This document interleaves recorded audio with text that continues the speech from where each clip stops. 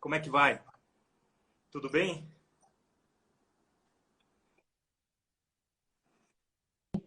Um prazer enorme poder bater um papo com você. Para quem não, Prazer é todo para quem meu. não conhece o professor Joly, não sei se vai ter alguém aqui que não conheça, mas enfim, para quem não conhece o professor Joly ele é especialista, mestre e doutor em periodontia pela Unicamp de Piracicaba. Ele é coordenador dos mestrados em implantodontia e periodontia da São Leopoldo Mandic, em Campinas. Ele é coordenador do Instituto Implante Pério, né, responsável por da formação de mais de 3 mil alunos, além de ministrar diversas palestras, mais de 550 palestras nacionais, internacionais, artigos científicos mais de 80, enfim. Né? E, além disso, autor dois livros, né? O livro de Reconstrução Tecidual Estética, de 2009, e olha só, estou com o meu aqui, né, ao lado, né? É Não das largo dele. antigas. Mas sensacional. E também o Implantodontia Estética, de 2015. Né?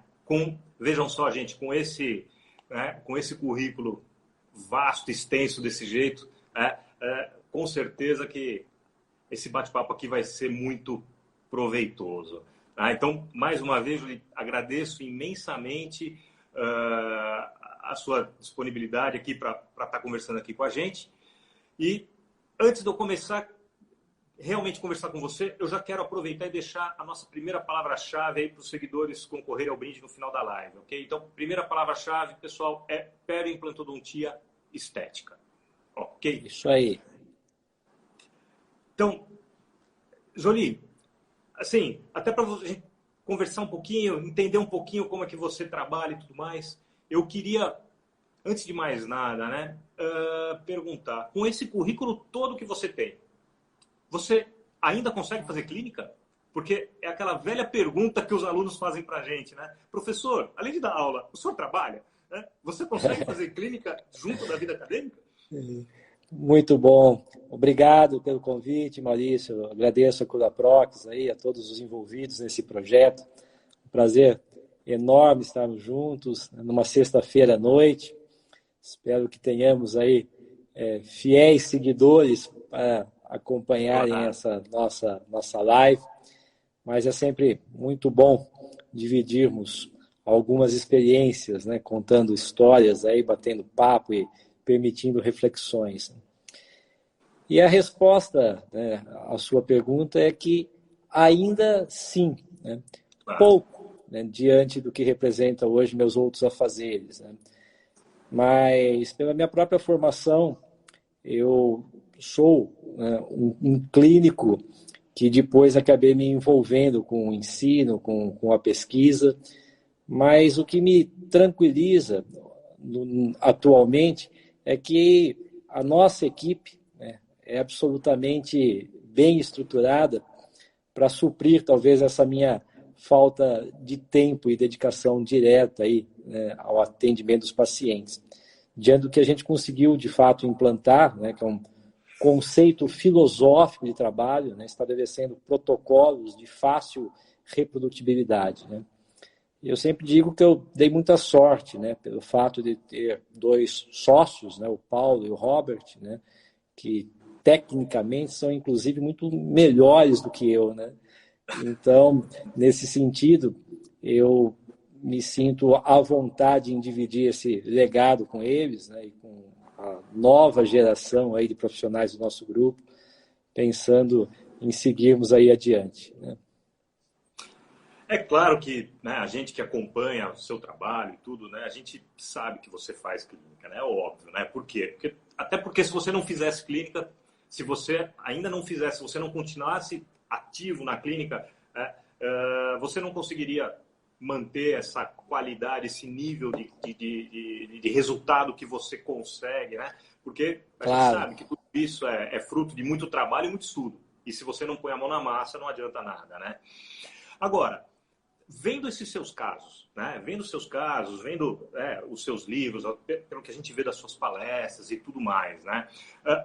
Uma coisa que me impressiona, assim, absurdamente, realmente uma coisa que me chama muito a atenção, na verdade, a qualidade, tanto quanto o resultado final estético, claro, mas assim, junto desse resultado, né? A qualidade de saúde periodontal e periimplantar, quando, né, é o caso, antes dos procedimentos periodontais estéticos, né? Isso, na verdade, é uma das coisas que me chama muito a atenção quando eu vejo, né, os seus casos, né? E aí, se você me permite, eu vou colocar aqui uma imagem, né? Essa imagem, por exemplo, né, é do seu livro, né? É um caso do Bom seu e velho livro. Euclides. Como? O bom e velho Euclides. Paciente Exatamente. das antigas aí. Olha lá. E eu vendo esse caso, eu lembro nitidamente quando eu assisti uma palestra sua e vi você explicando desse caso, eu olhava e falava, gente, mas olha a qualidade de saúde periodontal desse paciente antes dos procedimentos, né? Então, explica para nós um pouquinho essa questão, né? Porque assim, provavelmente, né, isso tem um impacto fundamental para o resultado todo, lógico, junto com todo o seu planejamento e tudo mais, não é? Mas assim, vocês têm um protocolo para preparo desses pacientes para a fase, vamos dizer assim, periodontal estética? Sim, com certeza. Na verdade, acho que você já respondeu, né? Nós temos um protocolo convencional, um protocolo simples, mas um protocolo fundamentado, né, nas raízes da periodontia, que é o que às vezes está faltando, né, nas mãos aí de muitos profissionais que estão atuando com odontologia estética, né, seja ela periodontal, seja ela restauradora, seja ela alinhando aí, né, com ortodontia, esquecendo dessas bases biológicas, né? E quando a gente pensa aí, né, nesse cenário filosófico da periimplantodontia, devemos entender que qualquer procedimento reconstrutivo, né, é algo absolutamente eletivo, né, que só se faz, né, possível se houver um controle, né, preliminar estabelecendo um quadro compatível com saúde, né? Então, acho que essa é uma preocupação, né, que nós sempre tivemos, né, em relação à condução dos nossos pacientes, e hoje uma preocupação ainda maior enquanto formadores de opinião, porque nós percebemos uma geração de profissionais, de certa forma, ansiosos, né, imediatistas, que se preocupam com os resultados estéticos, mas sem nenhum conhecimento para a condução dessa etapa periodontal básica, né? Então, isso chega a ser muito frustrante, né, quando a gente vê belas, né, coroas cerâmicas, né, de canino a canino, com cálculo supragengival, né, nos incisivos inferiores, né? E isso em mãos, né, de profissionais aí que influenciam, né, muitos seguidores, muitos alunos, né, e realmente acho que a gente precisa repensar nisso, né?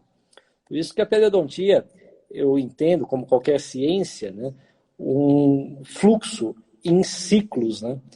E acho que agora a gente está retomando a importância do ciclo primário, que é a obtenção e manutenção de saúde.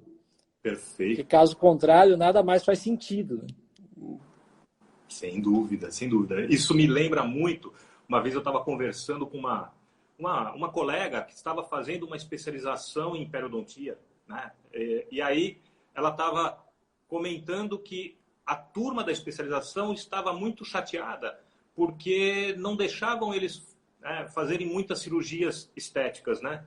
E aí eu brinquei com ela, ainda perguntei, mas vocês aprenderam a raspar primeiro? Vocês aprenderam a devolver saúde para fazer a cirurgia? Ele falou, pois é, a grande maioria está preocupada em fazer a cirurgia, né? E ninguém sabe ao certo, né, como devolver, né, saúde, né, periodontal primeiro, né?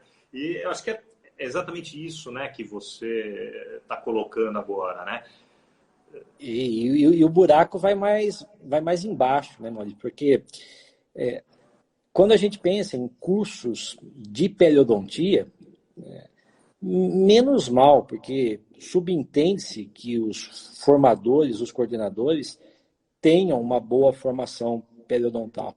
Agora, quando a gente avança para cursos de implantodontia, cursos de reabilitação oral, sem dúvida, não existe a menor preocupação com o que talvez seja o mais importante dessa história toda, que é o diagnóstico. Com certeza. Aquela história de sempre, né? Muitos alunos não têm acesso Jolie? Oi? periodontal de boa qualidade, não examina, não solicita radiografias periapicais para uma avaliação, né, completa da integridade ou não do osso proximal. Então, isso realmente é motivo de muita preocupação.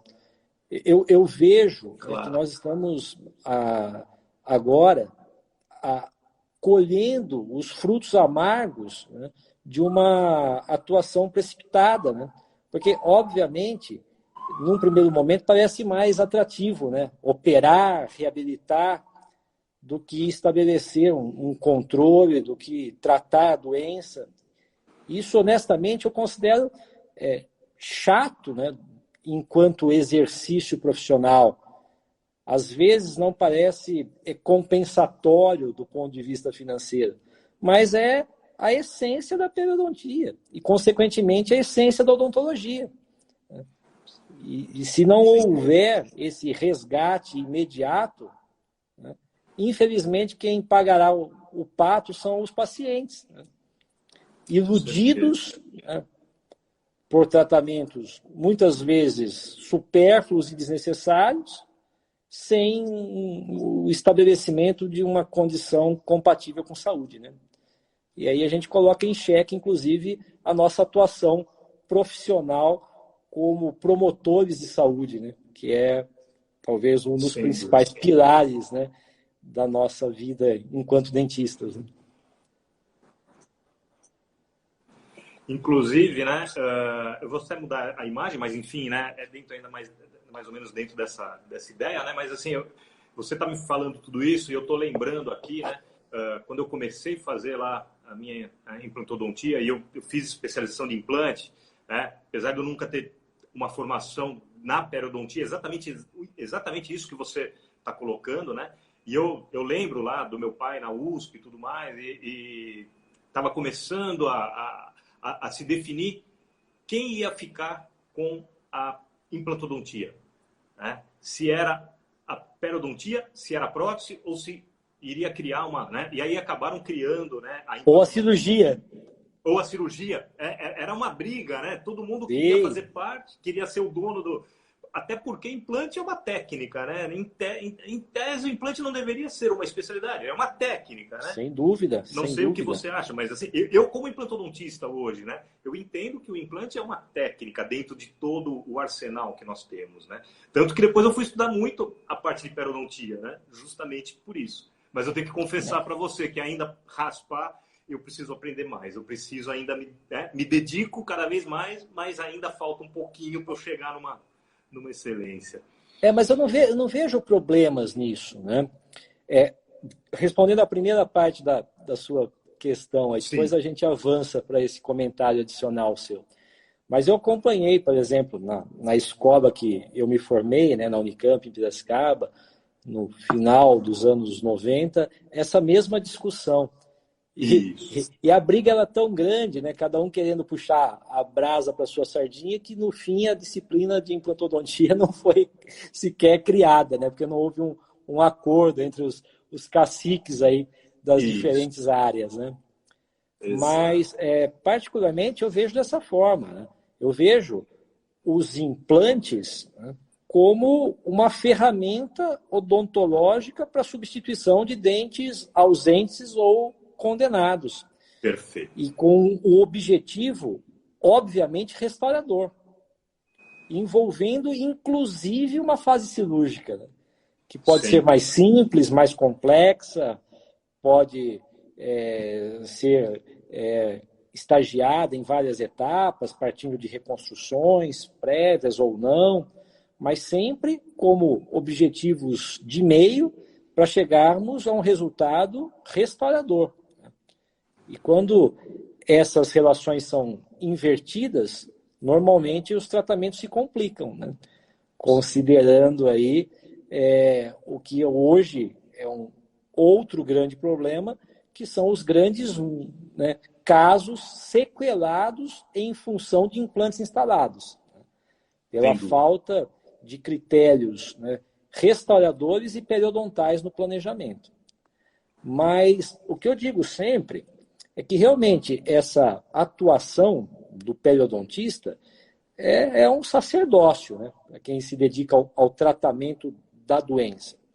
E muitos implantodontistas, protesistas, ou até mesmo generalistas, não devem, né, se preocupar necessariamente com o tratamento, desde que eles sejam capazes de diagnosticar e delegar quem faça isso adequadamente, né? Trabalhando em equipes multidisciplinares ou tendo um referidor de qualidade à disposição. O que eu acho realmente, né, inclusive, temeroso e desrespeitoso ao paciente é impor tratamentos, né, restauradores, tratamentos estéticos, hoje nessas novas modalidades de ROF, etc., etc., em pacientes doentes, né, pela falta de um diagnóstico adequado, né?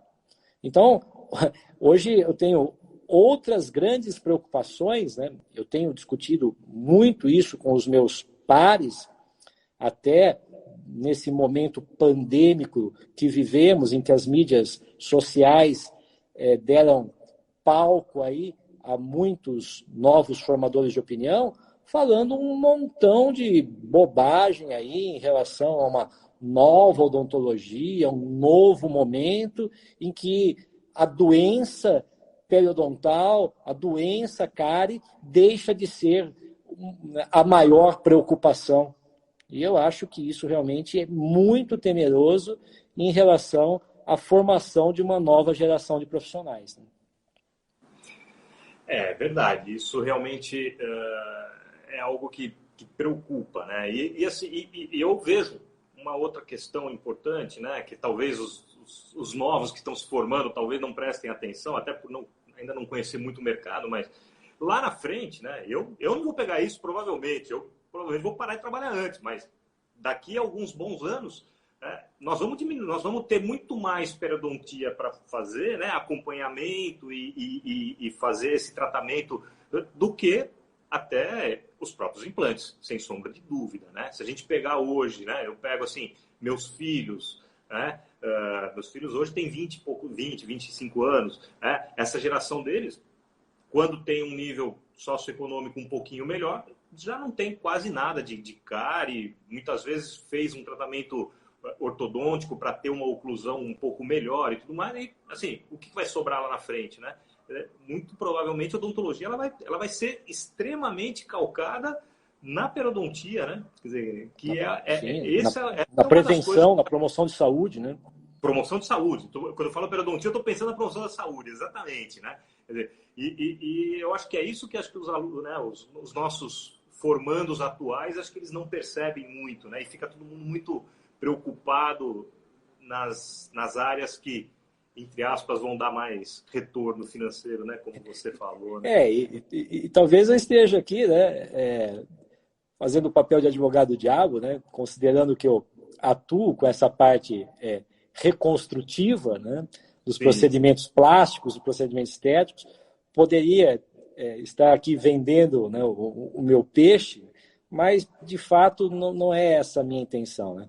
Existem periodontistas aí responsáveis nos assistindo, né?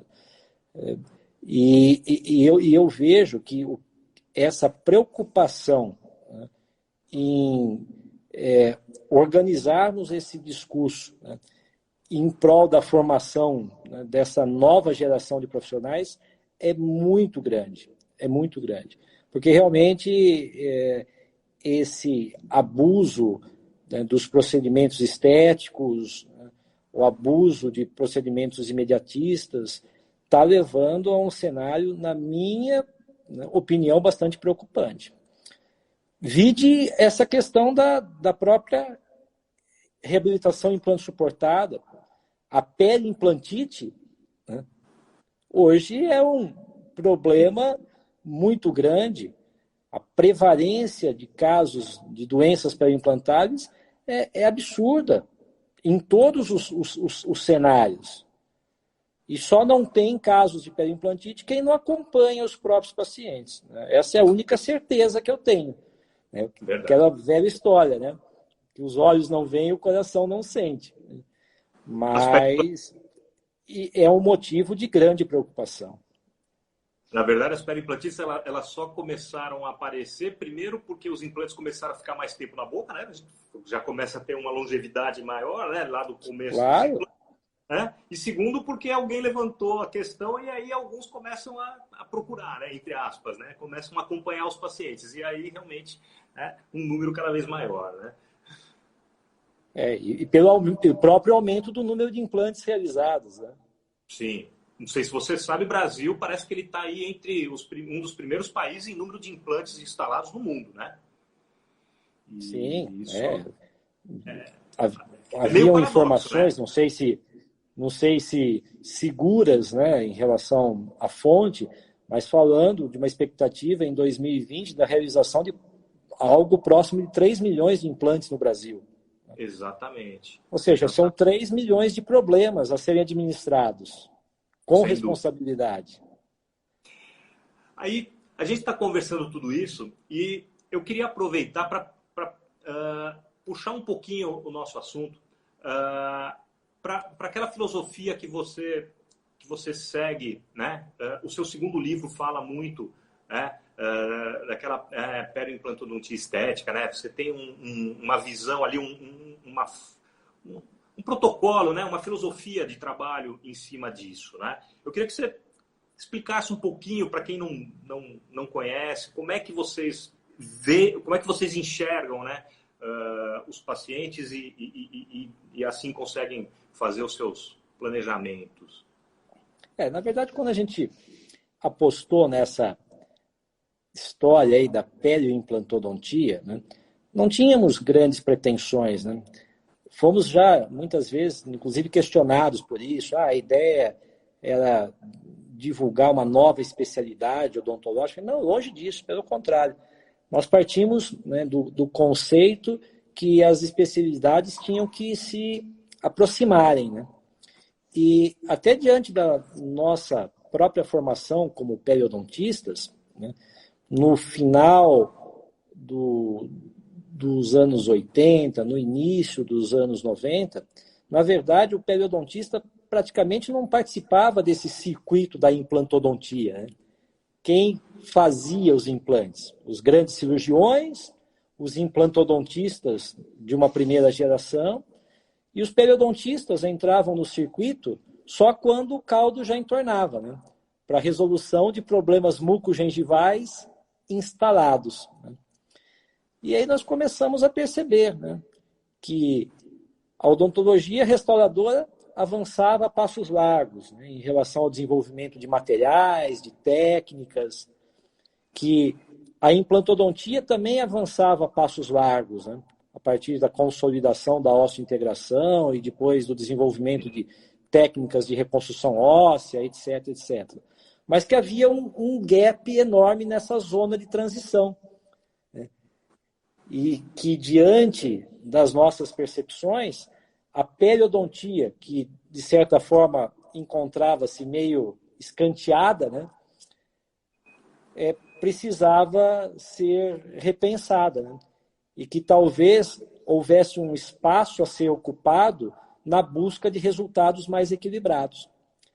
Então, nós entendemos que a periodontia seria a pedra, né, de intersecção dessas duas áreas, né? A cirúrgica e a restauradora, buscando aí por zonas de transição mais equilibradas, em prol de resultados, num primeiro momento, mais bonitos, né? Resultados estéticos melhores, que até então era a nossa maior preocupação, né?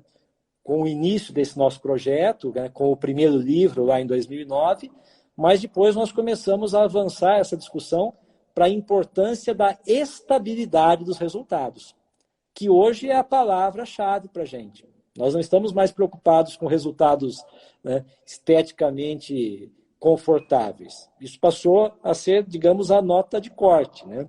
Mas como esses resultados, né, podem se manter ao longo dos anos? de uma forma estável. Então, hoje, quando a gente indica muito desses procedimentos periodontais ao redor de dentes ou ao redor de implantes, a nossa preocupação vai muito além da estética, né? Pensando em estabilidade de resultados. E é interessante que hoje a literatura científica começa também a suportar essa mesma ideia, admitindo, a partir de vários trabalhos, que a presença, né, de um tecido fino, a falta de tecido queratinizado, é inclusive fator de risco para o desenvolvimento de doenças periimplantares, né? Sim, perfeito. Então, a ideia é simplesmente, né, aproximar a periodontia do contexto da reabilitação implante suportada, né? E aí surgiu essa filosofia de trabalho, né? Vai muito além de uma técnica, né? É um conceito filosófico que a gente tem, né, há 17 anos praticamente defendido, né?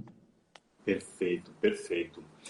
E assim, realmente essa questão, né, de você ter um tecido periimplantar aí numa condição melhor, né, como um dos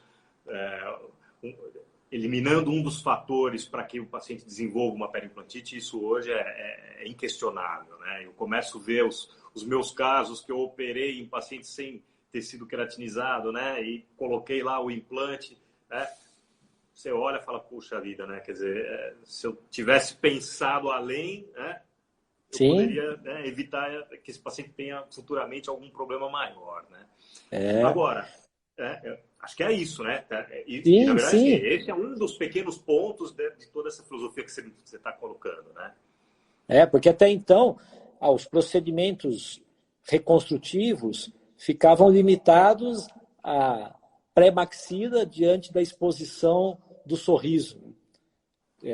Caso contrário, não haveria real necessidade, afinal, o paciente não se preocupa com isso, ele não expõe essa zona de transição. E hoje a discussão vai muito além, né? Claro. Pensando na importância dessa compensação das deficiências em prol do conforto restaurador e da estabilidade desses resultados, né? A história mudou completamente, né? Completamente. Agora, daqui a pouco eu vou voltar um pouquinho nessa questão ainda. Eu acho que vale a pena, né, alguns detalhes. Mas quando você me fala da longevidade, né, além do lado, vamos dizer, técnico, né, que você acabou de colocar, né, com essa preocupação no planejamento, de você ter ali condições do tecido para não ter um futuro problema. E a questão da manutenção por parte do paciente. Como que vocês trabalham isso no seu dia a dia, né? Porque, na verdade, eu acho que esse também é o outro grande calcanhar da odontologia, né? O paciente ele chega motivado, então você conseguir que ele faça uma higiene adequada até ter o resultado do trabalho, né? Que é longo, eu entendo. E o depois? Tem. Como é que vocês trabalham essa questão? E eu acho isso também uma discussão super importante, né? Porque às vezes também eu percebo, pelo menos na minha humilde opinião, uma certa inversão dos valores, né? Do tipo, não, mas o paciente não escova, o paciente não se preocupa. Mas será que é o paciente que não escova? Será que é o paciente que não se preocupa? Ou será que ele jamais foi orientado, né, de uma forma adequada, motivado de uma forma adequada? Então, pensando principalmente, né, nesses cenários associados a reabilitações, né, sejam elas sobre dentes ou implantes suportadas, a gente tem que entender a dificuldade por parte do paciente como se nós estivéssemos do outro lado, né? Você já parou para pensar, Maurício, por exemplo, na dificuldade que representa a manutenção de um protocolo? Eu faço sempre, né, esse exercício, né, de me colocar no lugar do paciente. E a gente, às vezes, recebe pacientes com protocolos instalados há 3, 4 anos, que quando você começa a conversar com ele, ele fala claramente que nunca foi orientado, nunca foi convidado a retornar para, né, terapias de suporte, ele nunca foi, digamos, devidamente motivado a partir de recursos específicos, né, individualizados para a sua necessidade. Então, obviamente que nenhum tratamento, né, odontológico, quer seja periodontal, restaurador ou integrado, sobrevive sem terapia de suporte. Claro. Parece uma conversa, né, enfadonha. Num primeiro momento, parece que todo mundo sabe disso, mas, infelizmente, a maioria dos profissionais não coloca isso em prática. E, às vezes, sob, né, o argumento, mas o paciente não está disposto a investir nisso. Não está disposto a investir dependendo da forma que ele é, de fato, informado, né? Dependendo da abordagem realizada pelo profissional. Porque não existe nada mais barato e eficiente do que a terapia de manutenção.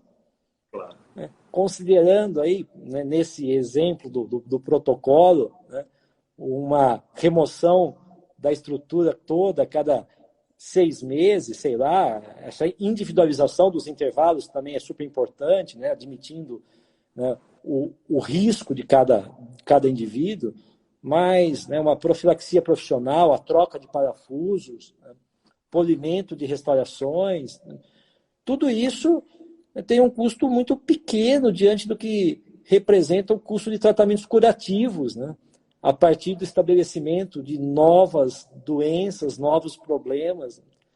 Então, eu vejo, né, que, às vezes, existe, né, essa atribuição de um problema cultural, né, repassado ao paciente, mas que, na verdade, parte da falta de preocupação do profissional, né, Claro. em orientar adequadamente. O que eu acho também um despautério, né? Porque, honestamente, né, levando essa conversa para outro lado, não existe nada mais confortável e, inclusive, né, lucrativo para o profissional do que apostar numa odontologia preventiva. Eu gostaria de fazer 6 profilaxias por dia, 3 de manhã e 3 à tarde, né, todos os 30 dias do mês. Né? Não levaria problemas para casa, não perderia o sono, né? E teria, digamos, essa tranquilidade de estar promovendo, né, saúde. Sempre daria certo, né? Mas é uma questão bastante complicada, né?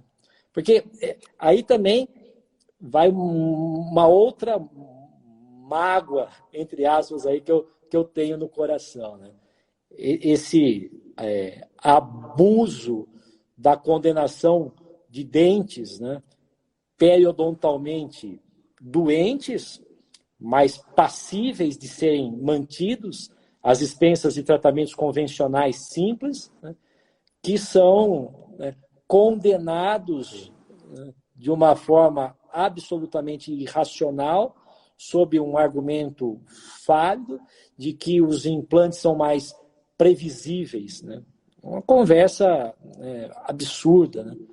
Eu sempre comparo também de uma forma grosseira, né, com a ideia de você condenar dentes doentes passíveis de tratamento como sendo um carro usado que poderia ser retificado, funilaria, pintura, né, e trocar por uma bicicleta nova, né, que seria um protocolo, por exemplo. Né? O que de fato é mais eficiente, né? O que vai te levar mais longe? Um carro bem mantido, né, mesmo que já judiado, né, ou uma bicicletinha novinha em folha, né, que não tem a mesma autonomia. Né? Então, claro, eu me preocupo muito, muito com isso. Né? É que, por outro lado, né, Jolie, dá trabalho, né? Imagina só, né? Fazer uma endodontia, fazer um retentor intrarradicular, para depois fazer uma coroa, né? Isso dá trabalho, né? Demanda tempo, né? Infelizmente, os nossos colegas, muitas vezes, eles têm esse problema, né? Né? Que é tudo mais rápido. O colega, não estou falando do paciente, né? É o colega. Sim, né? sim, quando o paciente lógico. chega falando que quer tirar o dente, é porque alguém falou para ele que era mais rápido. e que era melhor, né? Não foi ele que tirou da cabeça dele, né? Com certeza, e eu discuto muito isso, né? Eu tenho a felicidade de coordenar os mestrados de periodontia e de implantodontia. Então, às vezes, eu faço seminários integrados com os dois grupos, né? E isso é um exercício muito rico, para mim, muito produtivo, né? E eu discuto com os alunos, né, num nível científico, que às vezes, né, a tomada de decisão não é, digamos, mal intencionada. Ela parte do seu conhecimento. Aquela história, quando você só tem um martelo à disposição, você acha que tudo é prego, né? Porque você não conhece outras ferramentas. Então, para o cirurgião, para o implantodontista, que não tem nenhuma formação periodontal,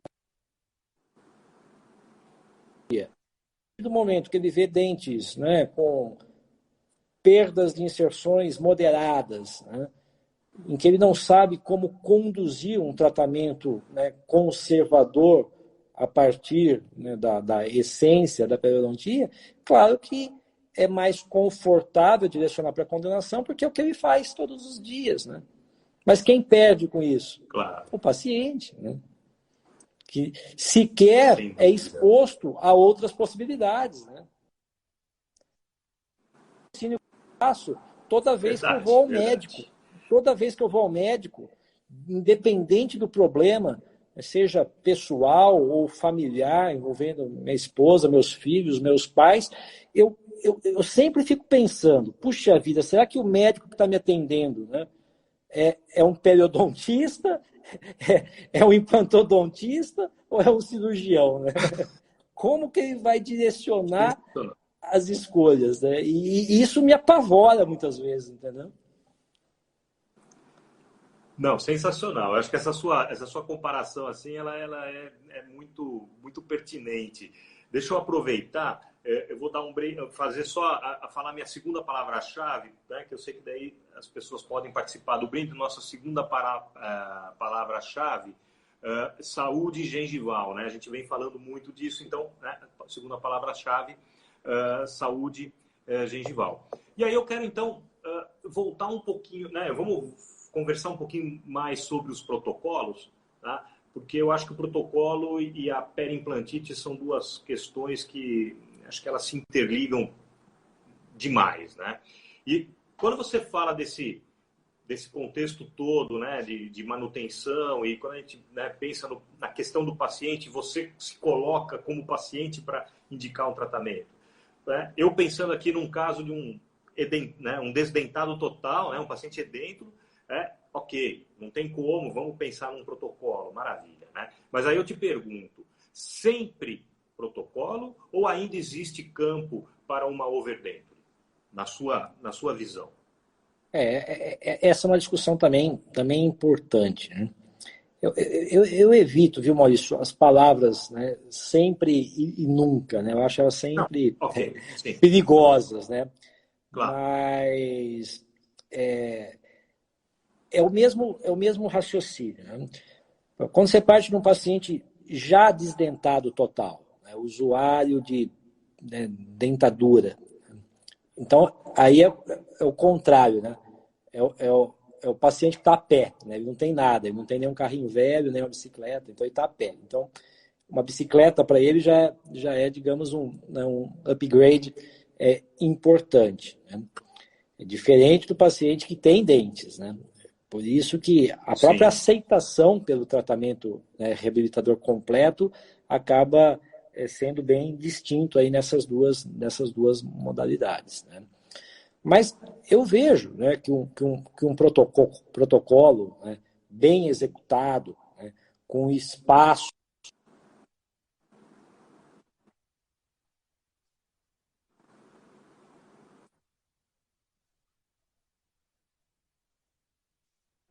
dos implantes, a falta de tecido impede.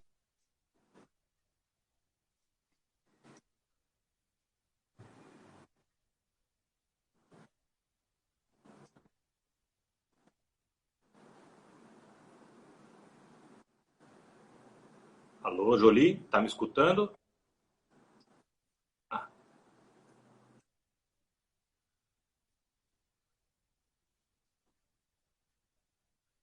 A gente não tem a menor condição motora ou psico, né, somática de controlar um protocolo de uma forma adequada. Né? Então, talvez para esses pacientes, né, a overdentry possa representar uma opção. Né? Exato. Então, aí você chega naquele ponto que eu estava realmente pensando, né? Quer dizer, antes de mais nada, você se colocou na posição do paciente, né? Como você já vem falando. E aí você está prestando atenção se aquele paciente vai ter condição ou não de fazer a automanutenção, né? Ele vai conseguir se escovar, né? Aí eu acho que... Sem dúvida. Né? E eu acho que esses fatores andam sempre de mãos dadas, né?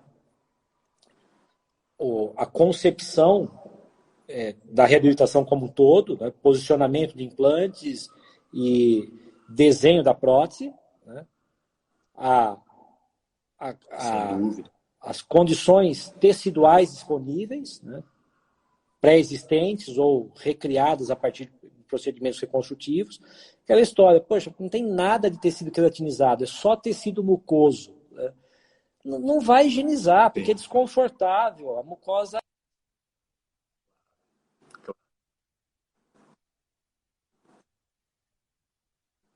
O tecido é fino, vai inflamar, e aí a gente tem o quadro, né, de doença periimplantar estabelecido. Né? Mas se esses aspectos, né, técnicos e teciduais estiverem sob controle, aí essa terceira vertente relacionada, né, às condições de cada paciente também devem ser avaliadas. Né? Ele deve ser muito bem orientado, muito monitorado, mas a gente tem que entender que existem limites. Né? Pensando historicamente aí, nós tivemos alguns poucos casos, mas que nós revertemos protocolos para próteses, né, removíveis, tipo overdentry, porque o paciente se mostrava incapaz, né, de controlar aí de uma forma adequada. Né? Perfeito. E a questão do número de implantes num protocolo? Porque isso também está relacionado a tudo isso que nós estamos falando, né? Quer dizer, hoje com a evolução, né, das técnicas Alon 4, né, 4 pilares só, bem distribuídos, né, para você fazer um protocolo, né? E eu lembro lá da minha época lá no começo, né, no mínimo 6 implantes, se pudesse colocar 8, vamos colocar 8 para distribuir melhor, né? Quer dizer, quanto mais melhor, né? É o dobro do trabalho do que 4, né, para limpar, né? Você sem concorda dúvida com isso? Você segue mais ou menos, se possível, lógico, né?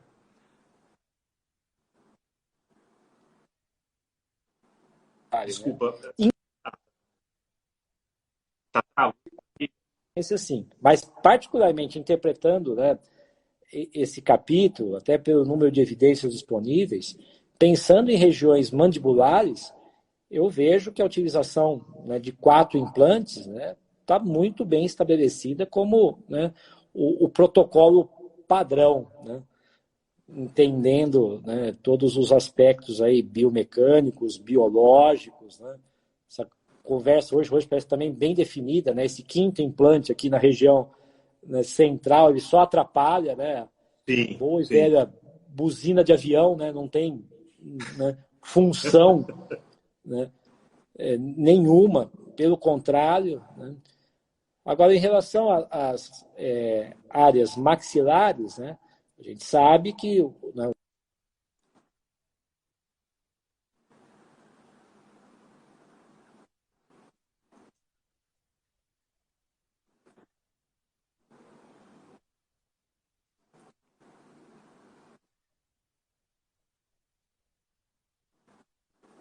anatômico, se existem outros caminhos, né, ou se isso direcionaria a reconstruções mais extensas, se o perfil do paciente é favorável para essas reconstruções mais extensas ou não. Né? Mas eu acho que esse conceito, né, de um número maior de implantes, já prevendo eventuais perdas para manter a prótese, né, presente, já foram, digamos, né, rompidos. Né? Acho que hoje a gente pensa de uma forma diferente. Né? E espaços são sempre...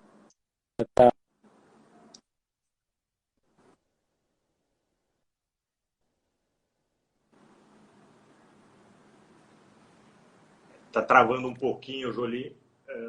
Travou? Só para você...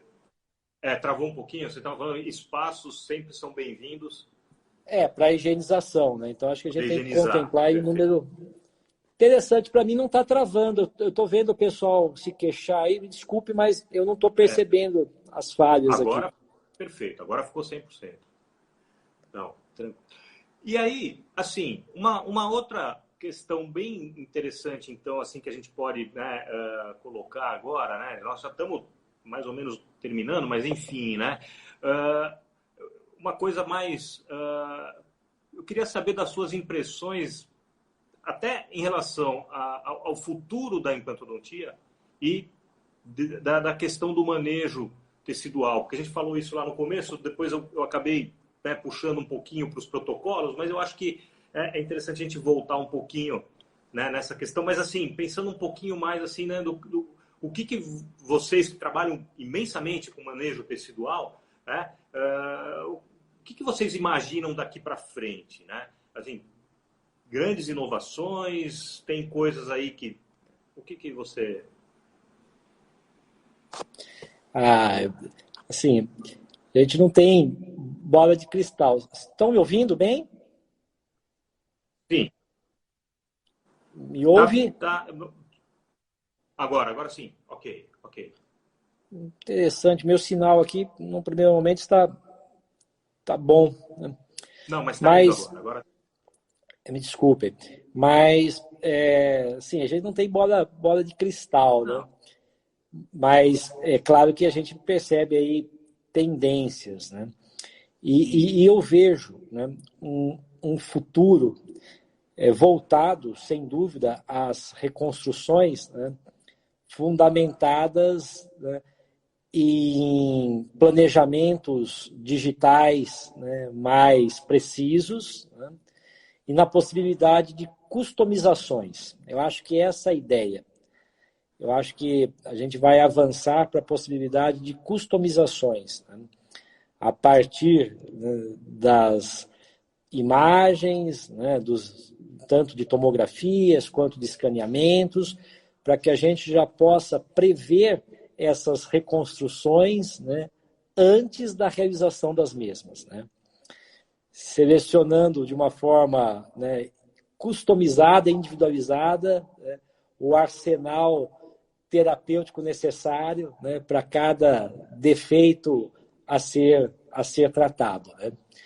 Também vejo que nós estamos passando por avanços importantes, né, na fuga de materiais autógenos, né, tanto osso quanto tecidos moles, né, avançando aí para substitutos, né, de diferentes origens, né.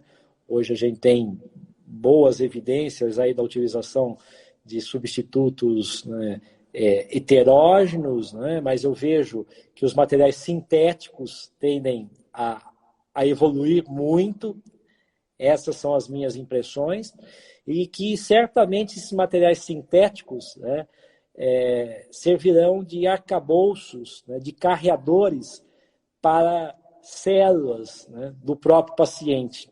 Então eu vejo o futuro da reconstrução associando esse binômio, né?